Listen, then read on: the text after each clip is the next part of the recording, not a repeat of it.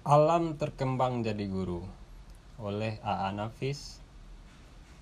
Studi adat sebagai pantulan perubahan sosial di Minangkabau. Tentu saja soalnya tidak terletak pada era pendekatan. Kalau pendekatan saya dipakai, maka salah satu indikator untuk menentukan bahwa proses melemahnya kemantapan tradisional telah bermula ialah ketika peserta partisipan kebudayaan mulai secara kreatif mempersoalkan tuntutan dari dasar nilai kulturalnya. Kelanjutan proses ini akan makin jelas di saat mereka mencoba pula membuat jarak dengan dasar nilai kultural itu dan secara sadar mencoba menerangkan apa makna yang sesungguhnya dari dasar nilai itu. Dengan kata lain, mereka bukan saja tidak membiarkan diri terlarut dan terkulai dalam keberlakuan dasar nilai kultural, tetapi bahkan juga ingin merangkul lebih keras. Mereka sebagai peserta makin sadar bahwa nilai dasar yang dimiliki itu merupakan sesuatu yang berharga untuk selalu dipelihara. Dalam situasi seperti inilah biasanya patokan-patokan dasar nilai kultural tersebut diperjelas. Dengan begini, dasar nilai itu di satu pihak secara rasional bisa dimengerti, dan di pihak lain ia dijadikan pula sebagai ukuran dalam menghadapi dan menjalankan perubahan. Sikap inilah biasanya disebut tradisionalisme.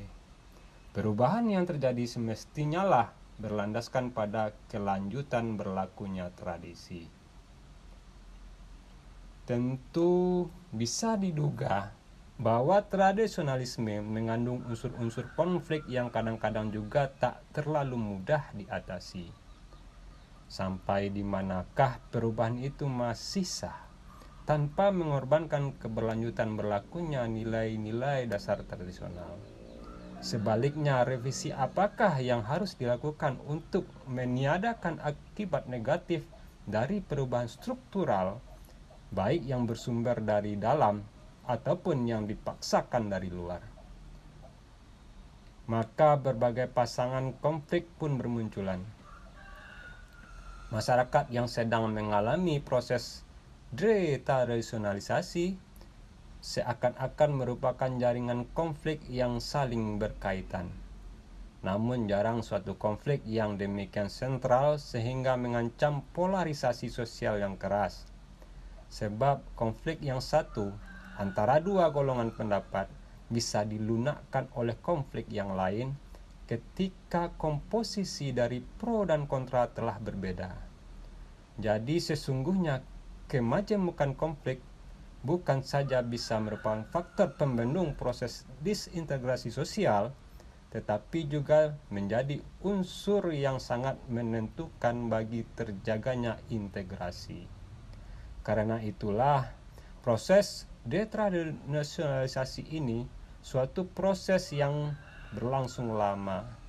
Seandainya suatu perubahan tanpa diinginkan terjadi, maka perubahan itu harus dilihat sedemikian rupa sehingga bukan saja secara kultural bisa dimengerti, tetapi juga pemasukannya ke dalam perbendaharaan kultural tidak merusak.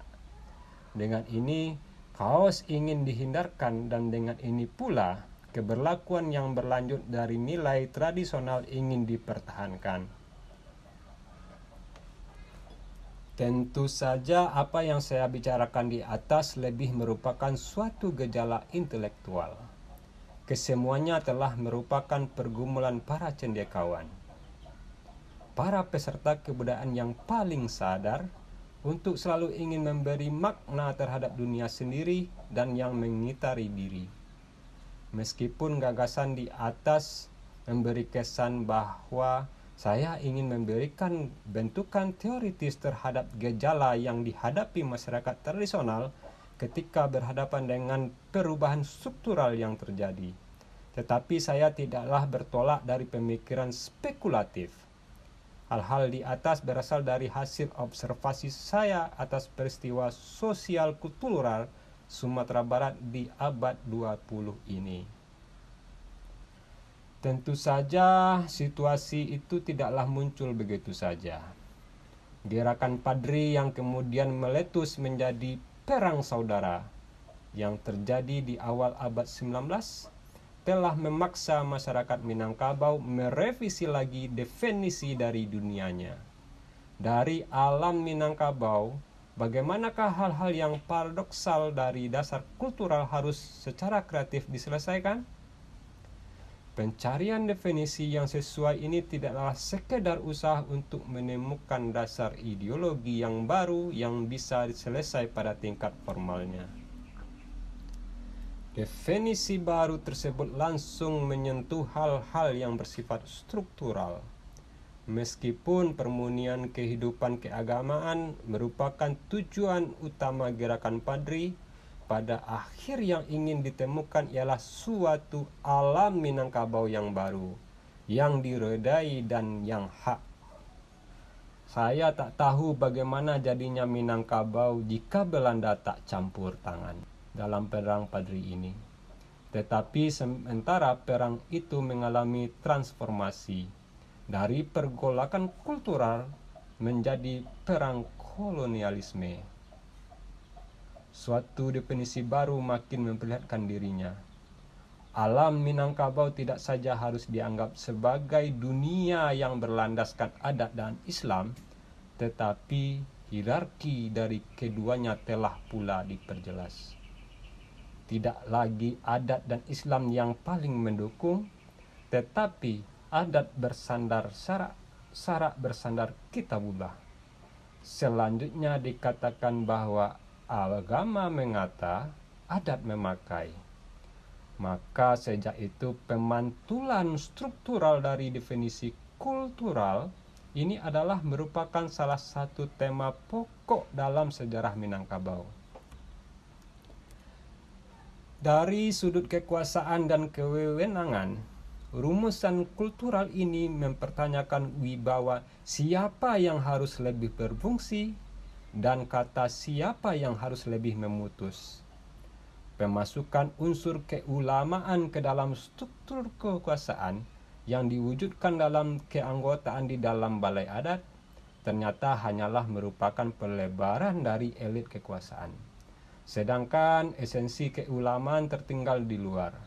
Keulamaan yang bertolak dari penguasaan ilmu dan pengakuan sosial tak bisa terlibat dalam proses pewarisan jabatan dengan memakai patokan matrilineal itu. Dari sudut sistem pewarisan masalahnya bahkan lebih pelik. Berbagai konflik yang terjadi makin memperlihatkan betapa nikmatnya hidup dalam kemajemukan hukum. Konflik terbuka kadang-kadang terjadi dan perdebatan terus berlanjut. Apalagi di samping itu masalah pemurnian atau ortodoksi agama makin lama makin menonjol pula. Dalam hal ini yang dipermasalahkan tidaklah sekedar definisi alam Minangkabau, tetapi sistem perilaku dan kebersihan keyakinan keagamaan dari noda-noda yang bisa mengurangi kemutlakan keesaan Allah. Betapapun fundamental dan mendasarnya nilai hal-hal ini, kesemuanya bersumber dari dinamik kebudayaan sendiri. Masalahnya menjadi sangat berbeda ketika tantangan yang dihadapi bukan bertolak tiang-tiang alam Minangkabau sendiri. Soalnya menjadi lain sekali di saat tantangan yang datang itu berasal dari kekuasaan asing.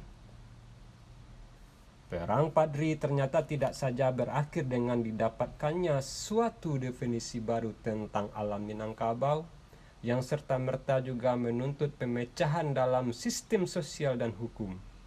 Tetapi juga dan lebih mudah dilihat dan dirasakan, bercokolnya dominasi politik dan militer Belanda. Dengan dominasi corak hubungan yang bersifat atasan dan bawahan pun makin pula memperlihatkan dirinya. Inilah suasana yang jelas dirasakan di awal abad 20. Berhadapan dengan situasi baru ini, beberapa penghulu adat Minangkabau Para literasi yang tinggal di kota berhadapan langsung dengan situasi dominasi ini, mulai secara bersungguh-sungguh merenung tentang hakikat alam Minangkabau dan tuntutan-tuntutan kultural yang terdekat di dalamnya. Dalam mempertentangkan tuntutan kultural ini dengan kesempatan yang terbuka dalam situasi baru yang dipaksakan dari luar itu. Perenungan tersebut tidaklah dibiarkan untuk menjadi kontemplatif yang melarikan diri. Perenungan itu bahkan menjadi agenda untuk tindakan yang dilakukan. Maka berbagai kegiatan pun dijalankan. Sekolah Kerajinan Wanita didirikan. Surat kabar, termasuk surat kabar wanita, diterbitkan. Dan studi-studi fonds digerakkan.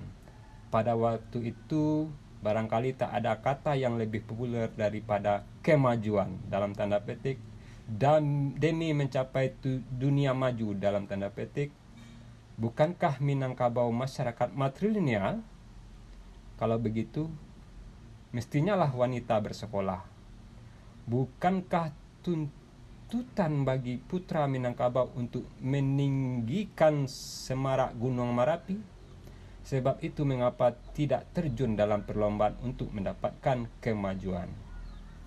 Begitu kata ajaran adat. Demikian pula Tambo melukiskan dan bahkan Kaba telah memberi contoh bagaimana jadinya jika ketentuan itu diingkari. Sementara itu dari pihak lain yang bertolak dari tiang alam Minangkabau yang satu lagi, Islam bukan saja menginginkan keberlanjutannya pemurnian dalam kehidupan keagamaan, tetapi juga menjadi agama sebagai dasar yang kokoh bagi kemajuan. Dalam suasana yang tampaknya serba optimis ini, konflik tak terelakkan. Kemajuan? Tetapi sampai di mana? Kemajuan barulah benar dan dibenarkan jika ia sadar akan batas antara haram dan halal, antara hak dan batil. Belum lagi jika dipertimbangkan pula reaksi mereka yang menentang peralihan dari tata cara nenek moyang kita. Maka bukan saja perdebatan yang terjadi, segala makian pun diobral. Setidaknya demikianlah yang terpantul dalam tulisan-tulisan di surat-surat kabar. Dari situasi kompleks yang selintas terlukis di atas, saya memang ingin mengatakan bahwa perenungan yang kreatif terhadap tradisi bukan saja menghasilkan agenda tindakan, tetapi juga kontrol sampai di mana perubahan itu harus berjalan. Dorongan dan sekaligus pembatasan yang diberikan tradisi menghasilkan suasana intelektual dan sosial yang tak selalu menenteramkan. Dalam suasana inilah pendidikan barat ataupun Islam modern berkembang cukup pesat di Minangkabau. Suasana ini bukan saja menyebabkan dimulainya tradisi merantau yang baru, yaitu menuntut ilmu modern ke Jawa atau bahkan ke negeri Belanda, tetapi juga menurut statistik pemerintah Hindia Belanda menjadikan Minangkabau sebagai daerah Islam yang paling berpendidikan.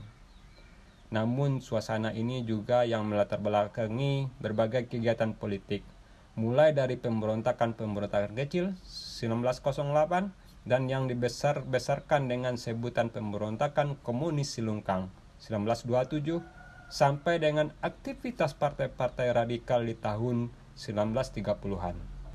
Dari sudut sejarah intelektual, maka ada dua aspek yang segera tampil di hadapan saya. Pertama, di samping merupakan kancah perdebatan tentang bagaimanakah bentuk dan corak kemajuan yang baik itu, suasana yang diuraikan di atas memberikan pula bentuk literer dari perdebatan itu sendiri. Saya kira sastra protes dalam tanda petik yang dilahirkan oleh para terpelajar Minangkabau yang bisa pula dianggap sebagai pelopor sastra Indonesia modern bisa dikembalikan kepada suasana sosial kultural yang terjadi sejak awal abad ini. Bukankah tragedi yang banyak dilukiskan itu berkisar pada ketidaksediaan untuk menerima akibat logis dari sikap yang telah terbuka terhadap dunia maju? Merantaulah jauh-jauh, sekolahlah tinggi-tinggi, tetapi sadarlah bahwa nenek mamaklah yang memungkinkan itu semua, dan pada nenek mamak pula lah kepatuhan harus diberikan. Kerantau hanya selama di rumah berguna belum. Rantau hanyalah peralihan sementara, begitu secara fisik, demikian pula dengan panggilan kultural. Dan bagi saya, salah satu ketinggian nilai salah asuhan dari Abdul Muiz sebagai dokumen sosial ialah kemampuannya melukiskan tragedi keterombang-ambingan, dorongan dan hambatan dari tradisi. Tetapi baiklah, hal ini saya pulangkan saja pada berbagai studi sastra yang telah dijalankan pada ahli serta kritikus sastra. Hal yang kedua lah pada kesempatan ini yang lebih menarik perhatian saya. Aspek yang kedua ialah berlanjutnya usaha untuk mengerti konsep ideal atau nilai-nilai dasar yang diberikan tradisi. Hal ini juga diteruskan dengan usaha yang untuk menerangkannya dengan secara rasional. Simbol-simbol yang sering terpantul dalam tambo ditafsirkan sehingga bisa sesuatu yang lebih plausibel, yang kemungkinan kesejarahannya diperkirakan bisa masuk akal. Legenda dan mitos tidak hanya dibiarkan berbicara melalui simbol-simbol kultural yang telah berakar, tetapi dijadikan eksplisit. Misteri ingin dihilangkan, bukan dengan memperlihatkan realitas yang telah diselimutinya, tetapi terutama mencari moral yang mendasarinya. Begitu sejak awal abad 20, ketika tradisi mulai direnungkan, sampai kini berbagai buku telah ditulis, sekian perdebatan telah dilakukan, dan entah betapa pula pertemuan ilmiah ataupun setengah ilmiah telah dijalankan, kesemuanya memperlihatkan usaha mengerti dan merenungkan lagi dasar-dasar konseptual dari alam Minangkabau. Karena kecenderungan intelektual ini cukup penting untuk mengerti masyarakat dan kebudayaan Minangkabau, barangkali tak ada salahnya saya memberikan berbagai ilustrasi. Ketika sekolah raja atau quick school di Bukit Tinggi merayakan lustrumnya di awal abad ini, maka murid-muridnya mengadakan pertunjukan sandiwara yang konon sangat memuaskan para hadirin. Mereka mementaskan bagian-bagian yang paling menarik dari Kaba Cindomato. Sukses ini diulang lagi oleh berbagai sekolah dan organisasi pemuda seperti Yong Sumatera Bon, di dalam ataupun di luar Sumatera Barat. Bahkan Abdul Muiz ketika masih asyik dalam syarikat Islam pernah pula menulis drama dari Kaba ini. Di samping Cindomato, ternyata yang paling populer di kalangan pelajar selama dasawarsa kedua sampai dengan keempat dari abad ini ialah Kaba Sabainan Alui. Konon, menurut cerita orang tua-tua, di awal tahun 1920-an, si penyair, politikus Rustam Effendi pernah menjadi bintang pentas dari Kaba ini di Sumatera Barat. Drama yang berbahasa Indonesia dari Kaba ini pernah ditulis oleh A.K. Gani, mahasiswa kedokteran yang pernah main film. Kemudian aktif dalam Gerindo, partai nasionalis yang radikal. Tetapi apa artinya ini semua? Abdul Muiz mungkin bisa memberi jawaban. Ia mengatakan, drama Cindomato sengaja ditulisnya agar kaum terpelajar menyadari bahwa kehidupan demokrasi telah berurat berakar dalam kebudayaan kita. Jadi tidaklah terlalu mengherankan jika alasan yang sama dipakai pula oleh Datuk Sultan Maharajo, yang dikenal dengan Bapak Jurnalistik Melayu, kata Van Ronkel. Ketika ia sebagai penghulu adat yang berasal dari Luhak Nantigo mengadakan revolusi adat di Padang di awal abad ini. Dengan revolusi ini, ia dan kawan-kawannya dari pedalaman, istilahnya Darek, menantang Tuanku Regen dan para bangsawan Padang, yang dikatakan telah mengikuti adat Aceh yang mengenal hierarki kebangsawanan, jadi tak demokratis dan artinya juga tak modern dan bukan pula Minangkabau. Dan sudut inilah barangkali usaha memperkenalkan dan mempopulerkan Kaba dan Tambo bisa pula dilihat. Mungkin benar pula anggapan yang mengatakan bahwa Kaba, Sabai, dan Alui tidaklah sesuai dengan struktur masyarakat Minangkabau. Tetapi masalahnya bukan pada plot, dan juga bukan pula pada wadah sosial dalam mana plot itu bermain yang lebih penting, tetapi pada pesan moral yang ingin disampaikan. Maka apa yang lebih sesuai daripada kisah si Sabai yang lemah lembut tetapi tegas, semut terinjak tak mati, Alu bertarung patah tiga, untuk menekankan pentingnya harga diri. Dan bukanlah hal yang aneh jika Kaba ini sangat populer di kalangan terpelajar di saat perdebatan dengan kaum kuno sedang menjadi-jadi. Peneguhan moral tradisional dalam menghadapi dan menjalani perubahan demi kemajuan adalah salah satu corak dari kecenderungan intelektual yang telah saya singgung di atas. Dalam hal ini pula lah penciptaan Kaba Rancak di Labuah bisa dilihat. Kaba bersajak karangan Datuk Panduko Alam, ahli adat yang sangat termuka dari Payakumbuh, bukan saja contoh dari puisi indah yang dihasilkan oleh kebudayaan yang retoris seperti Minangkabau, tetapi juga adalah ekspos dari ajaran moral Minangkabau menghadapi zaman peralihan. Dan dalam hal ini Datuk Panduko Alam tidaklah sendirian. Mungkin terasa berlebih-lebihan, tetapi kalau diperhatikan, sastra protes dalam tanda petik yang entah karena apa sering disebut anti adat itu, seringkali memakai moral lama sebagai alat perlawanan kesewenang-wenangan wibawa dan kekuasaan adat atau orang tua. Jadi sastra protes itu lebih merupakan suatu tuntutan terhadap sistem perilaku daripada gugatan terhadap struktur dan pada dasar moralnya. Penerbitan buku-buku dan tulisan tentang adat dan tambo dan kadang-kadang diikuti dengan penekanan akan keberlakuannya dalam zaman sekarang adalah corak kedua.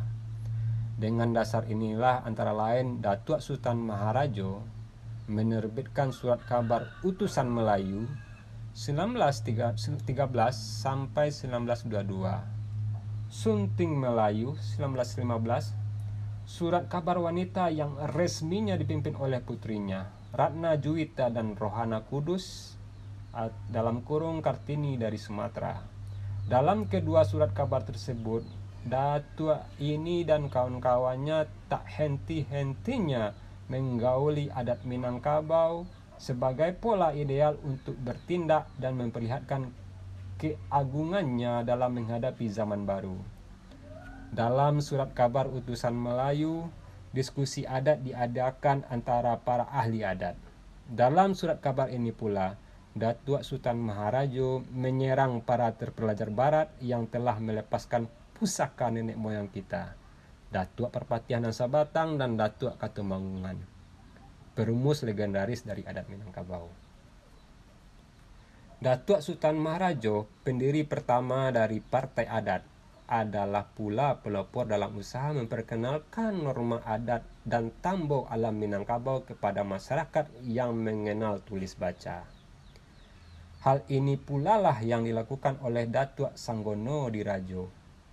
Otoritasnya dalam hukum adat cukup diakui sehingga bukunya dipakai oleh Skirke sebagai pegangan dalam menguraikan masyarakat Minangkabau yang sedang dilanda krisis akibat peralihan sosial ekonomis.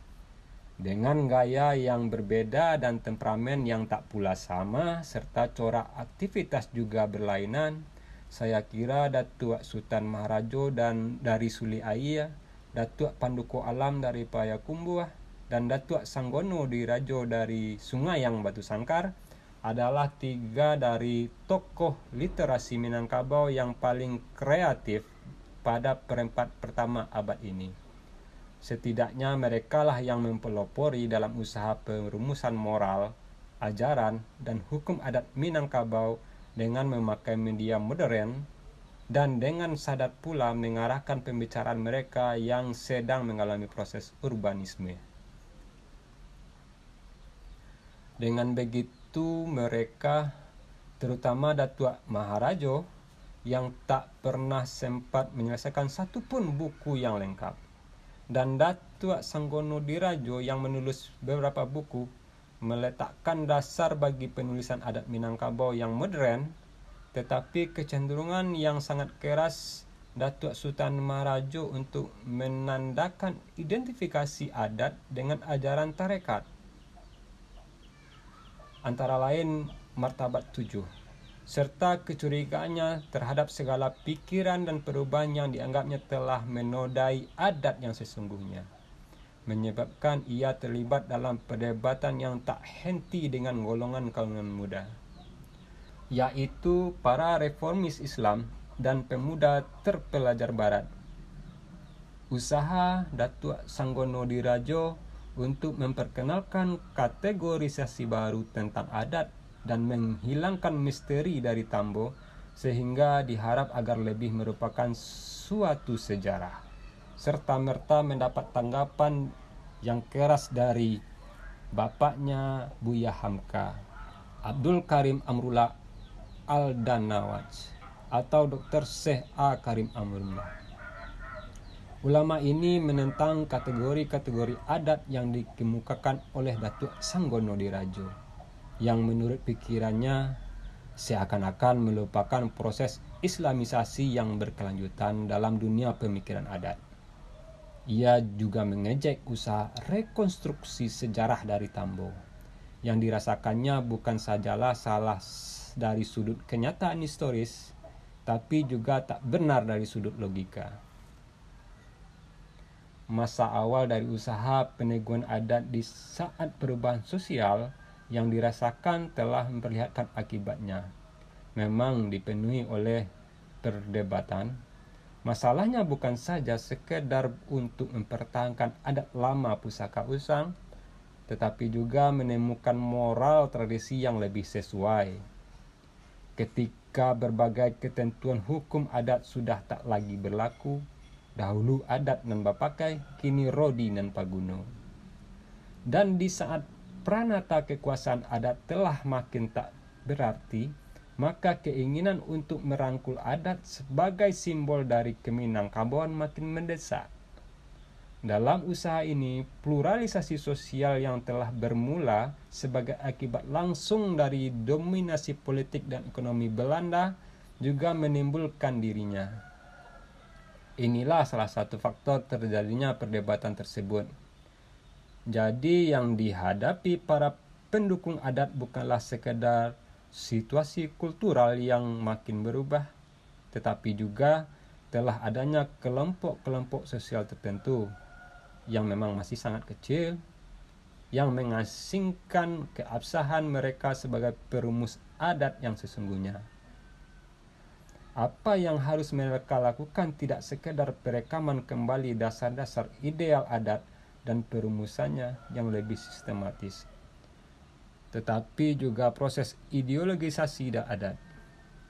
Dengan begini, sistematisasi dari nilai-nilai dan norma-norma adat makin disempurnakan dan peran adat Minangkabau sebagai kerangka konseptual makin diperkuat. Bukanlah apa yang sesungguhnya terjadi yang harus dikemukakan, tetapi apa yang semestinya harus begitu yang mesti ditegaskan. Adat hanyalah selingkung aur, kata pepatah. Maksudnya, dalam realitas hidup, sehari-hari setiap negari mempunyai adat dan kebiasaan yang berbeda-beda. Tetapi realitas biasa menjaga diri sendiri. Yang penting ialah bagaimana adat sebagai kerangka konseptual, bukan sebagai aktualitas, harus dirumuskan. Demikianlah umpamanya pada tahun 1875, hak penghulu dan balai adat untuk mengadili masalah pidana dihapuskan oleh pemerintah kolonial. Tetapi kenyataan itu tidaklah mengurangi keharusan untuk mengetahui dan mendalami prinsip-prinsip hukum pidana dalam adat Minangkabau. Bukanlah keberlakuannya yang teramat penting, tetapi cara adat untuk memelihara dan menyelesaikan berbagai bentuk perbuatan yang mengganggu ketentraman sosial. Jika seandainya perbuatan itu lebih menyangkut malu keluarga ataupun nagari, bukankah ketentuan adat yang lebih bersifat redentif itu akan lebih berfungsi? Karena itulah ketentuan-ketentuan ini selalu diulang, selalu diucapkan, selalu dikenang. Jika penerbitan buku-buku adat bisa dipakai ukuran, saya kira sejak awal 1930-an, kecenderungan ideologisasi adat telah mulai berkurang. Kegiatan partai-partai adat tidak lagi seperti tahun-tahun sebelumnya. Sedangkan di kalangan penghulu telah makin banyak juga yang melibatkan diri dalam berbagai kegiatan. Perubahan sosial ekonomi yang terjadi makin tak memungkinkan para penghulu untuk hanya menggantungkan diri pada anak buah. Sedangkan sementara itu, kesadaran bahwa Minangkabau adalah suatu keutuhan yang tunggal telah pula dikoyak-koyak.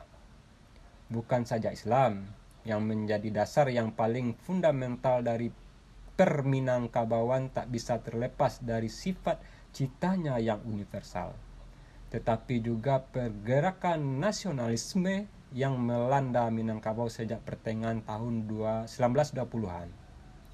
Telah pula menandingi kesatuan administratif dari pemerintahan kolonial. Bahkan sampai dengan pertengahan tahun 1930-an, Sumatera Barat merupakan salah satu pusat pergerakan politik kebangsaan yang radikal.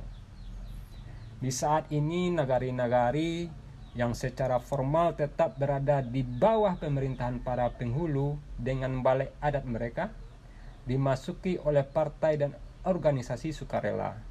Apa yang terjadi bila berbagai laporan penjabat pemerintah bisa dipakai? Ialah bermulanya negara dalam negara. Maksudnya, wibawa dan kekuasaan para penghulu adat telah disaingi oleh tokoh-tokoh partai dan organisasi.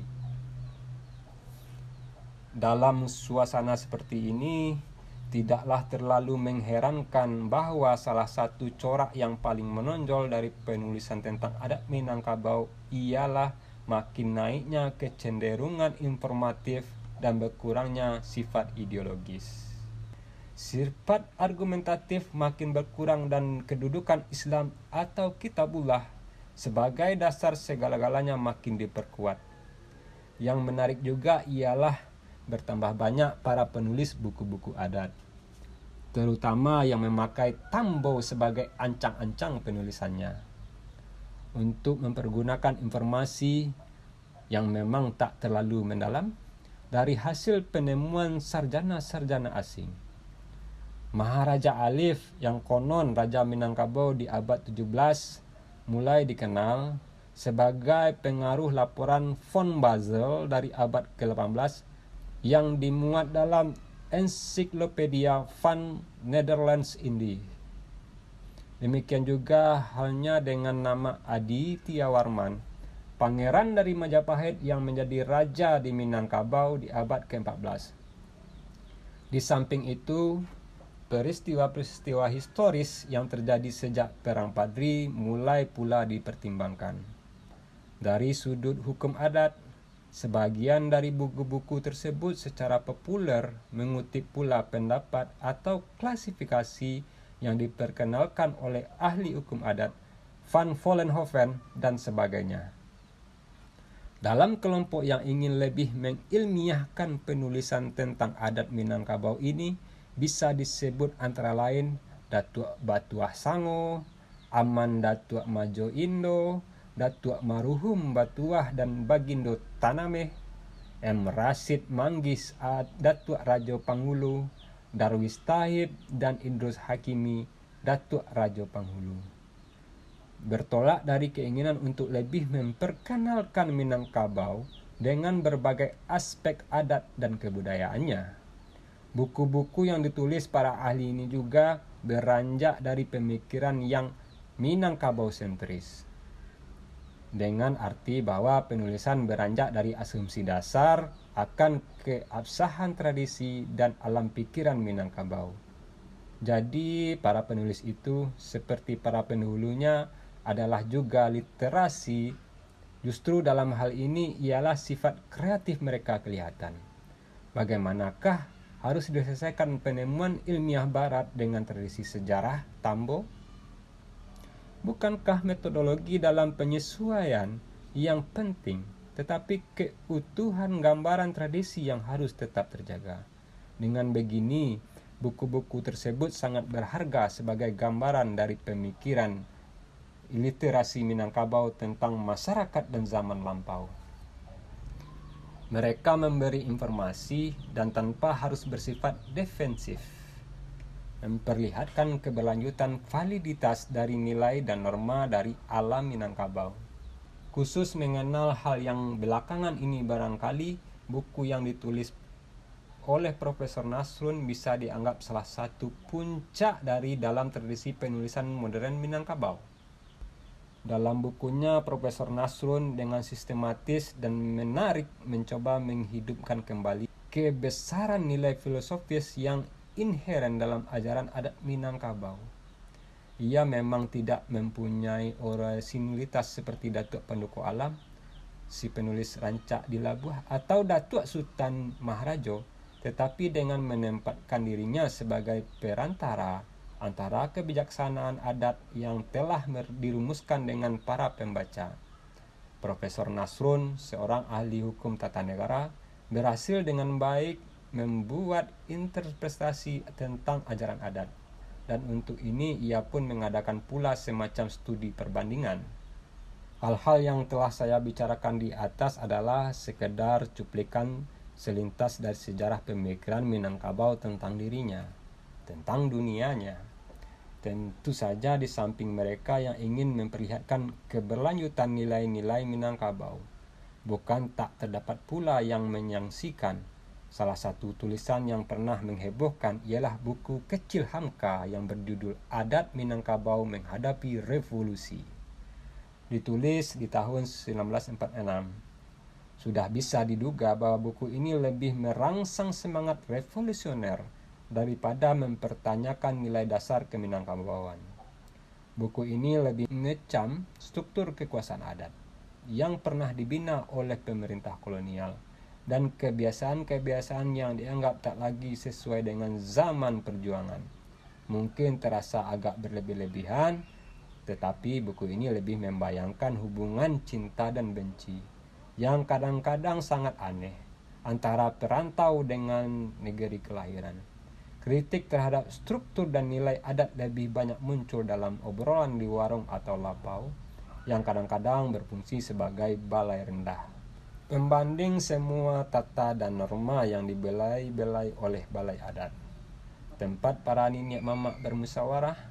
Meskipun hal-hal ini tak dapat digeneralisasi begitu saja, namun dapatlah dikatakan sejak Syekh Ahmad Khatib melancarkan serangan yang paling mendasar atas sistem pewarisan matrilineal Minangkabau di akhir abad 19, kritik-kritik terhadap adat Minangkabau tidak lagi bersifat fundamental, bukan saja sifatnya fragmentaris, tetapi juga lebih merupakan titik terhadap sistem perilaku yang diberi dasar adat dan keterbelakangan dari para penghulu. Jika dibanding dengan periode ketika para ideolog adat masih bersuara lantang, maka tulisan-tulisan yang menyaksikan keberlakuan norma dan nilai adat telah jauh lebih berkurang. Barangkali kenyataan bahwa struktur kekuasaan telah makin tak berdaya, antara lain karena tiada lagi kekuasaan kolonial yang akan menahan erosi wibawa dan kekuasaan penghulu akibat perubahan sosial ekonomis. Di samping itu, kesadaran akan makin tumbuhnya komunitas nasional dalam pengertian kultural adalah pula salah satu faktor yang menentukan. Komunitas nasional yang berada dalam proses menumbuhkan identitas nasional menyebabkan unsur-unsur pendukungnya makin sadar untuk menjaga dasar esensial mereka. Tentu perlu pula dicatat bahwa hal ini juga didorong oleh pemerintah dalam berbagai kegiatan kebudayaan. Mungkin dalam situasi ini pula berbagai seminar yang bertaraf nasional untuk mempelajari adat dan kebudayaan Minangkabau diadakan. Kegiatan-kegiatan ini mencapai puncaknya di tahun 1970. Ketika itu, seminar besar tentang kebudayaan Minangkabau diadakan di Batu Sangkar, dekat Pagaruyung, yang konon merupakan pusat kerajaan Minangkabau dahulu kala. Dari uraian di atas, barangkali satu hal yang menyolok bisa kelihatan. Penulisan tentang adat dan kebudayaan Minangkabau, baik yang ditulis oleh para ahli adat ataupun yang ingin mengecam keberlakuan adat, bertolak dari sikap bahwa apa yang ditulis itu haruslah fungsional. Ia tak berhenti pada keinginan untuk memberitakan dan memberi penjelasan, tetapi lebih penting lagi untuk dipakai sebagai pedoman dan sistem perilaku. Karena itulah kecenderungan Minangkabau sentris kelihatan jelas sekali. Karena itu bisa pula dimengerti terjadinya peralihan dalam sikap terhadap bagaimana ketentuan dan norma serta nilai adat itu harus dikemukakan. Hal-hal inilah yang menyebabkan mengapa tulisan-tulisan yang disebut sepintas lalu di atas tetap penting, baik sebagai bahan studi maupun sebagai penambah pengetahuan dan pelajaran. Daripadanya kelihatan tidak sekadar adat lama pusaka Osang, tetapi dinamik kesejarahan Minangkabau sendiri. Studi tentang kebudayaan dan masyarakat sebagai sesuatu yang harus berfungsi dalam kehidupan sosial dan pribadi adalah salah satu ciri utama dari penulisan yang dilakukan oleh partisipan atau peserta kebudayaan. Studi atau penulisan itu tidaklah habis pada dirinya, tetapi berusaha mencari kelanjutan relevansi dari tradisi dalam proses peralihan sosial. Hal inilah terutama yang membedakannya dengan studi yang dilakukan oleh para peninjau, observers, atau mereka yang sadar menjadikan dirinya sebagai peninjau. Semacam jarak antara aktor atau pelaku kebudayaan dengan peninjau secara metodologis dengan tegas diadakan. Yang ditinjau dan yang meninjau seakan-akan berada dalam situasi yang saling berhadapan. Dengan begitulah mungkin objektivitas yang tertinggi bisa diharapkan. Sifat fungsionalnya bukanlah sesuatu yang intrinsik dalam studi, tetapi sesuatu yang berada di luarnya. Setelah studi selesai, maka pertanyaan tentang apa yang bisa dilakukan barulah bisa diajukan dengan keras. Terlepas dari hasrat untuk mempribumikan ilmu-ilmu kemanusiaan dan kemasyarakatan, tradisi ilmu yang membuat jarak yang ekstrim antara sasaran penelitian dengan meneliti itu memang berasal dari barat. Dalam hal ini dapatlah dikatakan bahwa studi tentang Minangkabau telah makin bersifat internasional. Kecenderungan ini terutama sekali kelihatan sejak tahun 1970. Berbagai hal tentang ini telah pernah saya laporkan. Namun sepintas lalu dapat saya sampaikan bahwa jika di zaman kolonial, studi Minangkabau praktis dimonopoli oleh sarjana-sarjana Belanda. Antara lain menghasilkan setidaknya 2 disertasi dan 1 studi klasik dari Schriftke, di samping puluhan artikel dan buku tebal. Kini berbagai sarjana dari berbagai bangsa telah ikut serta. Maka tidaklah terlalu berlebih-lebihan Sesungguhnya, jika di bulan September 1980 diadakan seminar internasional tentang masyarakat kebudayaan dan sastra Minangkabau di Bukit Tinggi, panitia seminar tak mengada-ada. Dan seminar itu menjadi betul-betul internasional ketika di bulan April 1981 hal yang sama juga diadakan di Amsterdam. Tradisi penulisan ilmiah modern ini yang umumnya lebih memusatkan perhatian pada hal-hal yang khusus dan lebih memperhatikan keadaan yang secara empiris bisa diperhatikan, telah menghasilkan berbagai disertasi, meskipun sebagian terbesar studi-studi itu lebih bersifat teknis. Setidaknya 2 buku sejarah yang cukup populer telah dihasilkan.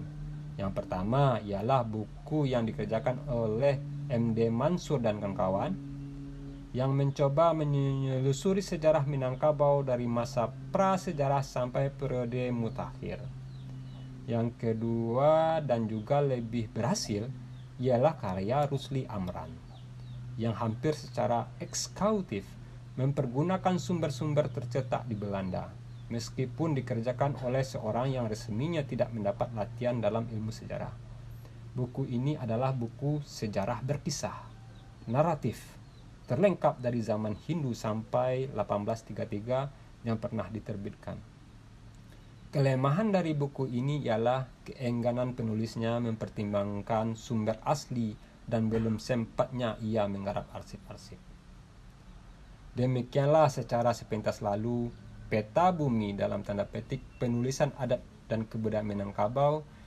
Dari segi inilah kelihatan suatu keistimewaan dari buku yang dihasilkan oleh Nafis. Dari sudut tradisi penulisan, ia termasuk golongan yang sadar bahwa ia adalah partisipan dari masalah yang ingin dibicarakannya. Tetapi catatan-catatan yang diberikannya lebih mengarah kepada keinginan untuk ikut serta sebagai observer. Lebih penting lagi sebenarnya ialah tanpa menempatkan dirinya sebagai kritikus terhadap sasaran penelitiannya. Dengan jelas pula kelihatan bahwa ia bukanlah literati yang ingin mengelus-elus hal-hal yang ditulisnya. Apakah ini suatu pertanda pula? Memang benar kata pepatah, sekali air gadang, sekali tapian baralia. Tetapi bagaimanapun juga, adat indak lapuak dek hujan, indak lakang dek paneh. Jakarta, Juli 1982, Taufik Abdullah. Pengantar dari penulis. Waktu saya bekerja di Jawatan Kebudayaan Provinsi Sumatera Tengah pada tahun 1952 sampai 1955, banyak tamu yang datang mencari informasi adat dan kebudayaan Minangkabau. Jawatan tidak dapat membantu sebagaimana mestinya, sehingga mereka dibawa kepada orang yang menurut pendapat umum adalah ahlinya. Namun, banyak pertanyaan tidak terjawab, tidak dapat dipahami, dan tidak teruji kebenarannya. Sedangkan buku yang ada bukan saja isinya tidak memadai, melainkan juga sulit dipahami, terutama oleh orang yang bukan orang Minangkabau. Semenjak itu, saya mencoba mempelajari adat dan kebudayaan Minangkabau dengan mengumpulkan bahan dan informasi dari buku-buku dan dari lapangan. Setelah saya berhenti bekerja di jawatan itu, kegiatan yang telah terlanjur itu saya lanjutkan terus, meski tidak intensif. Kemudian saya mencoba menulisnya dengan tujuan memberikan informasi yang lengkap, ringkas, tetapi mudah dipahami semua pembaca. Ternyata tidaklah mudah menuliskannya, sehingga tidak kurang dari 8 kali saya mengulanginya sampai buku ini terwujud seperti sekarang. Tujuan penulisan buku ini bukan untuk membuahkan karya ilmiah, melainkan sekadar usaha menyampaikan informasi. Namun, saya mendapat banyak kesulitan dalam memilih bahan untuk ditulis. Kesulitan itu disebabkan antara lain banyaknya perubahan yang terjadi dalam kehidupan sosial dan kebudayaan Minangkabau, serta banyaknya tulisan dan keterangan yang tidak luput dari tafsiran menurut kecenderungan orang per orang. Oleh karena itu, cara penulisan pokok buku ini diusahakan agar betul-betul bersifat informatif. Sedangkan setiap perubahan yang telah terjadi atau penafsiran yang telah ditulis dicantumkan pada catatan kaki. Berikut referensinya. Hal ini dimaksudkan agar pembaca yang ingin memperluas dan memperdalam pengetahuannya tentang Minangkabau dapat menelusuri sumber-sumber tulisan ini dengan mudah. Dalam memilih bahan untuk tulisan pokok digunakan pendekatan seperti falsafah Minangkabau yang berpangkal pada alam terkembang jadi guru, dan digunakan pedoman, pepatah serta petitih yang merupakan produk asli kebudayaan Minangkabau. Untuk berbagai pengertian yang ditimbulkan oleh berbagai istilah dan nama yang khas, ditelusuri bahasa Sanskerta yang menjadi bahasa cendekiawan Minangkabau kuno. Bahan-bahan yang tidak sesuai dengan falsafah alam Minangkabau dan istilah serta nama yang tidak ditemui dalam bahasa Sanskerta, tetapi telah menjadi bagian kehidupan dan kebudayaan Minangkabau, dicoba diuraikan pada catatan kaki. Demikian, catatan kaki merupakan karangan tersendiri yang memuat berbagai tafsiran dan analisa. Beberapa bab yang tidak mencantumkan referensinya berarti bahwa bab itu ditulis berdasarkan informasi yang diperoleh di lapangan. Sedangkan sistem penulisannya tidak luput dari analisa atau tafsiran yang bertolak dari pendekatan yang sama dengan bab lainnya. Dalam menuliskan kalimat dan istilah digunakan dua cara. Kalimat yang khas Minangkabau seperti peribahasa dicantumkan sebagaimana aslinya. Dalam tanda kurung dicantumkan alih bahasanya ke bahasa Indonesia secara harfiah dengan tujuan untuk memelihara irama gaya sastranya.